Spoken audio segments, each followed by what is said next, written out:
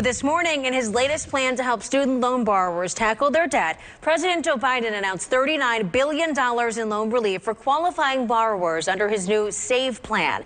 This comes shortly after the Supreme Court effectively killed his first student loan forgiveness plan back in June. And joining us now to discuss the latest developments and how borrowers can prepare for loan repayment is local financial professional Brad Allen. Brad, good morning to you.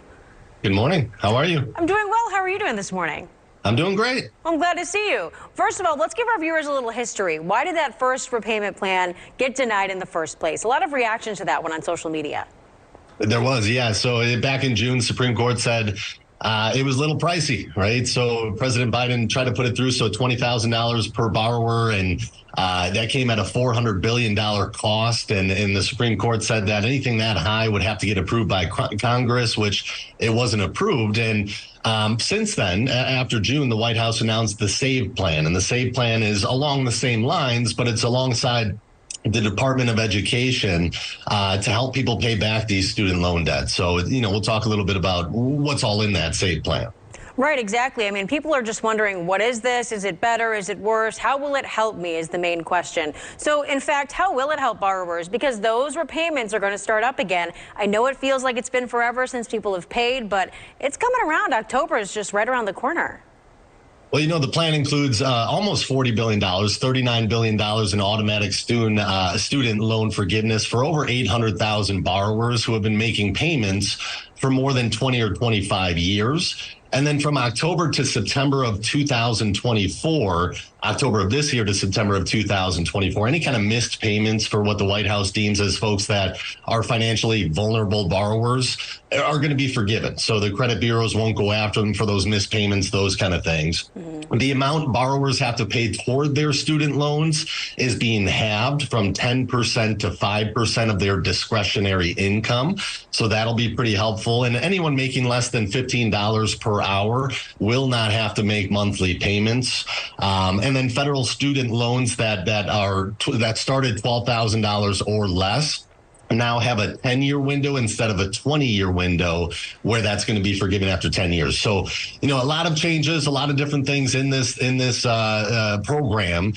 There's going to be a lot of pushback on it, so you want to expect that. If you're making any kind of student loan payments right now, you want to continue to do that and plan on keeping doing that. But there could be some changes here in the future. Right. But Brad, that could be a challenge, right? If you're on a budget and you are not used to paying these for a few years, I mean, how do you add that back in and still save at the same time? It's a great question. So, it really just starts with taking inventory. Just like in retirement, you want to know how much you're spending. You want to take inventory of what you have. With this kind of stuff, too, you want to take inventory of what loans you have. Maybe you have more than one. How are you going to pay that back? What is your plan to do that? Could you throw more at one with higher interest on it versus another one with lower and just make the minimum payments there? But what is your plan to pay that back? Also, maybe use some of the tax refund. In the tax code, if you do have student loans, if you're a single or a joint filer, there are some tax deductions that you can use. And usually if you do that, your refund is going to be a bit bigger.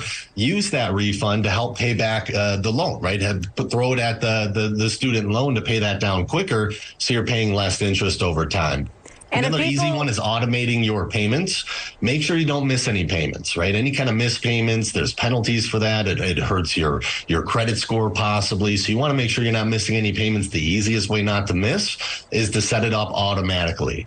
And then you want to look at other forgiveness programs as well. Maybe you're in the military or maybe you volunteer. There's other programs out there as well that you can research and look into that can help you and kind of lower those debts as well. So I always recommend sitting with an expert, sitting down with a financial advisor, sitting down with somebody who specializes in paying back student loan debt.